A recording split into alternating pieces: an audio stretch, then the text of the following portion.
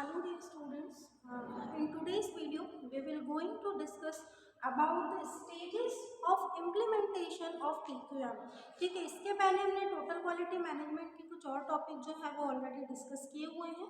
आज हम उनकी स्टेजेस को, जैसे characteristic, objective, already we have study about TQM and today we will discuss that how to implement the TQM into the organisation. किसी भी organisation में, किसी भी संस्था में जो टोटल क्वालिटी मैनेजमेंट होता है उसको इम्प्लीमेंट कैसे किया जाता है, ठीक है, उसका क्रियान्वयन कैसे किया जाता है। कि भाई जब हम टोटल क्वालिटी मैनेजमेंट की बात करते हैं कि we have to improve actually the quality, ठीक है, of our products and services with the help of management, this thing we have studied। तो उसकी जो स्टेजेस होंगी इम्प्लीमेंटेशन की वो किस तरीके से होंगी, ये स्टेप बाय स्टेप कैसे ऑर्गेनाइजेशन में, किसी भी संस्था में, किसी कंपनी में जो है वो TQM को इम्प्लीमेंट किया जाएगा। तो उसके लिए first thing will be the identification and the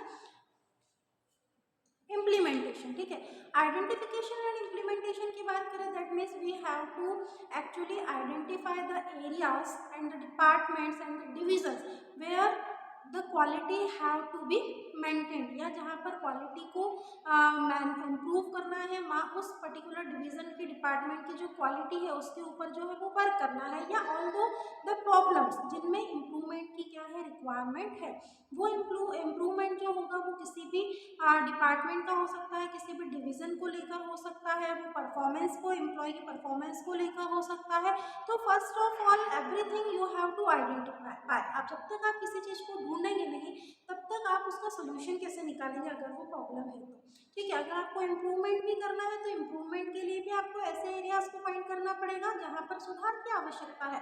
that means कि आपको सबसे पहले आइडेंटिफाई करना है वो कोई प्रॉब्लम है, या फिर किसी भी जगह में, किसी भी डिवीज़न में, ऑर्गेनाइजेशन के किसी भी हिस्से में अगर कोई इम्प्रूवमेंट की रिक्वायरमेंट है, वो प्रोडक्ट में क्वालिटी को लेकर हो, सर्विसेज में क्वालिटी को लेकर हो, एवरीथिंग, परचेसिंग में, मार्केटिंग में, कहीं भी, है ना, थ्रू आउट द ऑर्गेनाइजेशन आपको सभी प्रॉब्लम्स को या जो भी चीज़ें जहाँ पर इम्प्रूवमेंट की ज़रूरत है वहाँ पर आपको अगर इम्प्रूवमेंट करना है, उसकी रिक्वायरमेंट आपको फील हो रही है, तो first of all you have to identify. सबसे पहले क्या करना पड़ेगा, ढूंढना पड़ेगा कि प्रॉब्लम क्या है। First if you identify then easily you can find the solution regarding the particular problems. ठीक है, then you will only properly implement the TQM things, related things. Next, the management understanding. First of all, you identify easily. Now it's time to find that management is understand or not। ठीक है, कई बार क्या होता है कि management को ये लगता है कि if we are doing any kind of change, वो TQM के जरिए हो या वो किसी भी मेथड के जरिए हो, अगर कोई भी चेंजेस आ रहे हैं तो इट इज़ लाइक दैट कि ये बहुत ज़्यादा डिफिकल्ट टास्क होने वाला है और इसका इजीली इम्प्लीमेंटेशन कैसे होगा। तो जो मैनेजमेंट साइड होती है उसको ये पता करना कि मैनेजमेंट एक्चुअल में समझ पाया है या नहीं पाया है कि हम क्या चाह रहे हैं। अगर हम कोई इम्प्रूवमेंट चाह रहे हैं, अगर हम कोई चेंज चाह रहे हैं TQM के जरिए, ठीक है, तो ये समझना भी उतना ही ज़रूरी है जितना इम्प्लीमेंट करना, कि भाई मैनेजमेंट कितना अंडरस्टैंड कर पाया है हमारी चीज़ों को, या हम कितने इजीली मैनेजमेंट की साइड से हमें जो है वो पॉजिटिव फीडबैक मिल रहे हैं, हमारे जो रिव्यूज़ मिल रहे हैं वो पॉजिटिव मिल रहे हैं कि हम किस तरीके से जब TQM को इम्प्लीमेंट कर लेंगे तो how they can easily adopt. Actually ये कहना चाहती हूँ मैं कि मैनेजमेंट उसको, या मैनेजमेंट के जो लोग हैं वो कैसे उसको आसानी से क्या कर पाएंगे, अडॉप्ट कर पाएंगे। क्योंकि अगर एक छोटा सा भी चेंज होता है, अगर मैं आपकी पर्सनालिटी में कोई आपको चेंज करने को कहूँ तो आपको ये लगेगा कि ये थोड़ा सा डिफिकल्ट टास्क हो सकता है, क्योंकि वो अब आपके बिल्कुल विपरीत होगा। अगर तो उसी तरीके से इतने बड़े ऑर्गेनाइजेशन में अगर आप छोटा सा भी चेंज चाह रहे हैं तो मैनेजमेंट का जो फर्स्ट पॉइंट ऑफ व्यू होता है वो यही होता है कि हाउ द अदरवाइज अडॉप्टेड, कैसे उसको जो है वो अलग जो दूसरे लोग हैं वो उसको अडॉप्ट करेंगे। तो सेकेंडली आपको इम्प्लीमेंट करने के पहले ये पता लगाना भी उतना ही जरूरी है कि how the management is understand, how easily they can adopt the changes regarding the improvement and anything, किसी भी चीज़ के लिए। नेक्स्ट जो स्टेज होने वाली है आपकी वो क्या होगी, स्कीम फॉर द इम्प्रूवमेंट।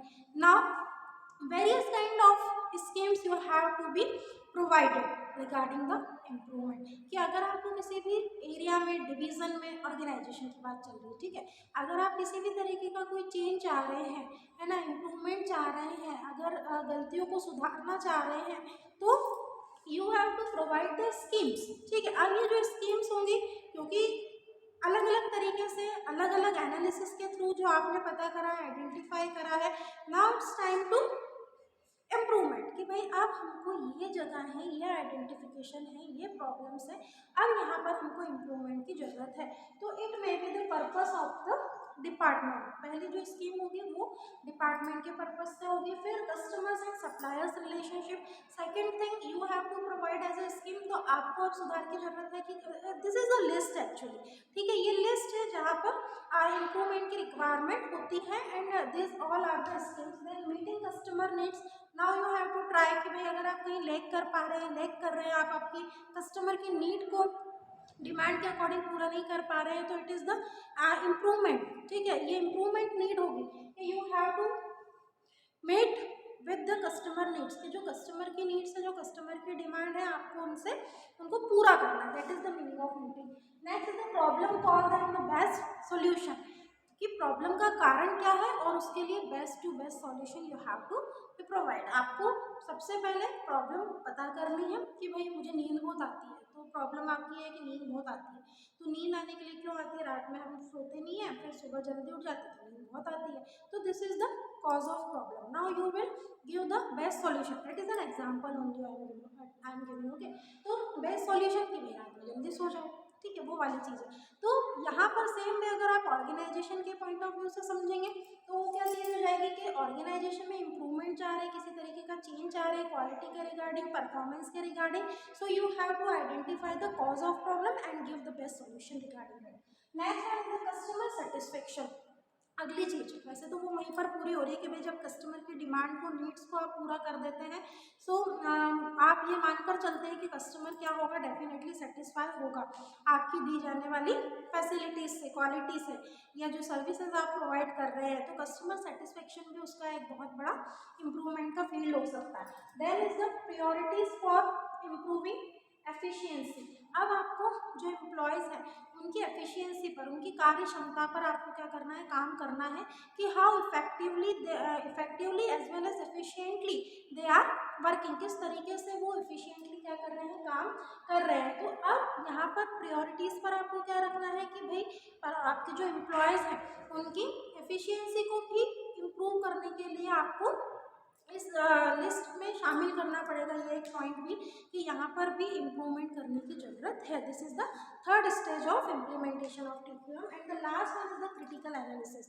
अभी जो क्रिटिकल एनालिसिस होता है, इसमें क्या होने वाला है कि आपको इस एनालिसिस, जो आपने स्कीम बना ली स्टेज, लास्ट की जो फोर्थ स्टेज आपकी है कि क्रिटिकली एनालिसिस जो आपको करना है, तो ये बहुत छोटी चीज़ का क्या होता है, एनालिसिस होता है। कि सपोज मान लो एग्जांपल के लिए, the 1000 workers are working in your organisation, so you have to do the keen observation. आपको बहुत छोटा ऑब्जर्वेशन वो उनके परफॉर्मेंस के, एफिशिएंसी के, और सपोज दे आर, अगर ऑर्गेनाइजेशन में बहुत ज़्यादा वेस्टेज हो रहा है, तो या फिर आप कोई रिजोल्यूशन कर रहे हैं, तो अगर आप डिफेक्टिव पीस को क्या कर रहे हैं, वापस से उसके ऊपर प्रोसेस करके उसको सुधार की कोशिश कर रहे हैं, दैट मीन्स कि छोटी प्रॉब्लम जो आपके ऑर्गेनाइजेशन में होती है, या मार्केटिंग के पॉइंट ऑफ व्यू से हो, या कस्टमर सप्लायर रिलेशनशिप को लेकर हो, एनीथिंग, अगर मैनेजमेंट के तरफ से कोई प्रॉब्लम हो, तो ये जो छोटे एरियाज होंगे ऑर्गेनाइजेशन की, जो छोटी एक्टिविटीज़ होंगी, डिपार्टमेंटल प्रॉब्लम होगी, एम्प्लॉयज़ प्रॉब्लम होगी,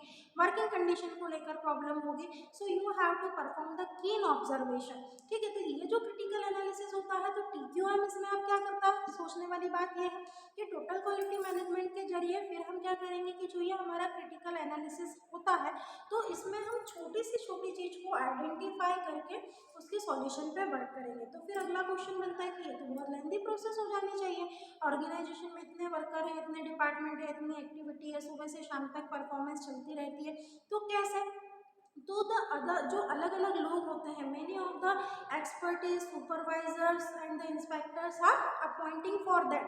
ठीक है, कोई एक व्यक्ति जो होगा वो इसको प्रॉपरली नहीं कर पाएगा। So you have to appoint the different person, या जो ऑलरेडी आपके ऑर्गेनाइजेशन में है उनको आपको इन कामों के लिए क्या करना है, अपॉइंट करना है। ठीक है, वहीं कि अब आप इन चीज़ों को का सुपरविजन करेंगे। ठीक है, डिफेक्टिव पीस का, परफॉर्मेंस का, या वर्किंग कंडीशन को लेकर प्रॉब्लम आ रही है, मैनेजमेंट साइड से प्रॉब्लम आ रही है, so properly you have to supervise all those thing. उन चीज़ों का क्या हो जाएगा, सुपरविजन हो जाएगा।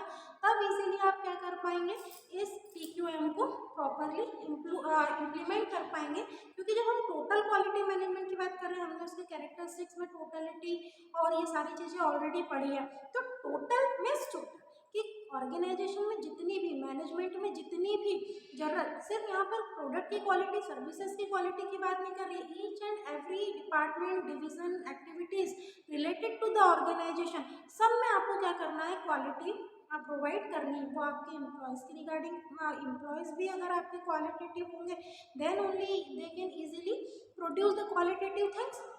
उसके बाद ही तो वो क्वालिटी प्रोवाइड, क्योंकि देखो जो आपका काम होता है वो उसमें भी क्वालिटी झलकती है। कुछ लोग होते हैं जो फटाफट से काम करके ला देते हैं तो वो क्वालिटी वाला नहीं होता है।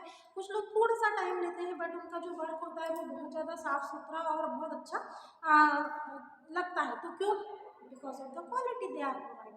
तो इसी तरीके से टोटल क्वालिटी मैनेजमेंट क्या है कि ओवरऑल जो आपकी ऑर्गेनाइजेशन है वहाँ पर उसके हर डिवीज़न पे, डिपार्टमेंट में अगर कोई एम्प्लॉयज़ हैं तो उनकी परफॉर्मेंस को लेकर, दैट मीन्स छोटी से छोटी चीज़ ऑर्गेनाइजेशन से जो जुड़ी हुई है उसमें आपको क्वालिटी को क्या करना है, स्टूडेंट्स प्रोवाइड करना है। This is the last stage of the TQM। Now we will discuss the dimensions of the TQM। So there are only 2 dimensions of TQM. These two dimensions of the TQM. First dimension is the technological dimension and the second one is the cultural dimensions. Apart from that, human dimension is also there, but we have to need only discuss this discussion about the two dimensions, that is the technological dimension and the second one is the cultural dimension. So तो अब ये जो dimensions होते हैं TQM के, that means the TQM is working for that. इतनी सारी चीज़ें जो हमने TQM के बारे में पढ़ी हैं उनका सक्सेसफुली इम्प्लीमेंटेशन स्टेजेस वाइज जो हमने पढ़ा है, objective, there characteristics and all, ठीक है। तो उसी तरह से जो डायमेंशंस होते हैं, दैट मीन्स कि the TQM is working regarding that. तो first thing is dimension including the technological dimension.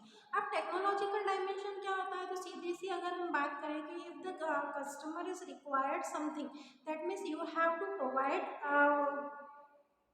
The need of customer, है ना, जो उनकी आवश्यकता है उसको आपको क्या करना है, प्रोवाइड करना है। Suppose the specific design is required by customer, अगर कोई स्पेशल जो डिज़ाइन है वो कस्टमर की तरफ से क्या होती है, नीडेड होती है, तो only the technological dimensions can work for that with the help of TQM। ठीक है, तो टेक्नोलॉजिकल डायमेंशन में क्या होगा कि जो कस्टमर की नीड है, जो कस्टमर की डिमांड है, अगर वो पर्टिकुलर किसी डिज़ाइन को लेकर है, you have to listen the voice of the customer, what actually they want, actual में वो क्या चाहते हैं। ठीक है, तो must carefully you have to listen their voice, then you have to work for their need, their demand, कि भाई पर्टिकुलर अगर कोई डिज़ाइन को लेकर कस्टमर की नीड है तो you have to work for that, आपको उसके लिए क्या करना है, वो काम करना है, that means you have to provide that design. तो आपको जो TQM के जरिए हेल्प मिलेगी डायमेंशन में, वो टेक्नोलॉजिकली मिलेगी। दैट मीन्स कि TQM अगर वर्क कर रहा है अप्रेजल को लेकर, क्वालिटी को लेकर, तो वो टेक्नोलॉजी के रिगार्डिंग भी क्या करता है, काम करता है। अलग अलग टेक्नोलॉजी वाइज हम डिज़ाइन देते हैं, क्वालिटी देते हैं, उसके शेप्स देते हैं। ठीक है, तो दैट मीन्स कि the technological dimension is also completed by the TQM। And then the cultural dimension, that means you have to provide the conditions, the working conditions as per the culture, as per their employees as well as their customers, their suppliers and everybody, those who are associated with the organization। So you have to provide the proper working condition as a cultural related things. ठीक है, अब ये cultural जो आ गई, slogan हो गया, values हो गई, एटीट्यूड्स हो गए, एथिक्स हो गए, ठीक है, वो एम्प्लॉयज़ के हो सकते हैं, कस्टमर्स के हो सकते हैं, या जो लोग, हर वो व्यक्ति जो आपके ऑर्गेनाइजेशन से जुड़ा हुआ है। So you have to work regarding the cultural dimensions also, you have to fulfil, मतलब कल्चरल डायमेंशंस में आपको करना क्या, you have to fulfil the their ethics, their values, their perceptions, ठीक है, their attitudes, you have to working regarding those things. इनके regarding आपको काम करते हुए इस तरीके की वर्किंग कंडीशंस आपको अपने एम्प्लॉयज़ को और अपने से जुड़े लोगों को प्रोवाइड करते हुए क्या करना है, आगे बढ़ना है। TQM भी उसके लिए क्या करेगा, हेल्प करेगा, एज जिसको हम कह रहे हैं कि भाई कल्चरल डायमेंशन के माध्यम से। तो student, this two are the dimensions of the TQM. Then after completion of this topic we will pick the next topic, it may be the benchmarking, ठीक है, benchmarking को हम हमारे नेक्स्ट वीडियो में डिस्कस करेंगे। इसके पहले हमने काइजन डिस्कस किया था। तो ये जो मेथड्स हैं क्वालिटी के रिलेटेड, ये एग्जाम में पूछी जाती है। तो इसके बाद जो हमारा अगला वीडियो होने वाला है वो बेंचमार्किंग को लेकर होगा।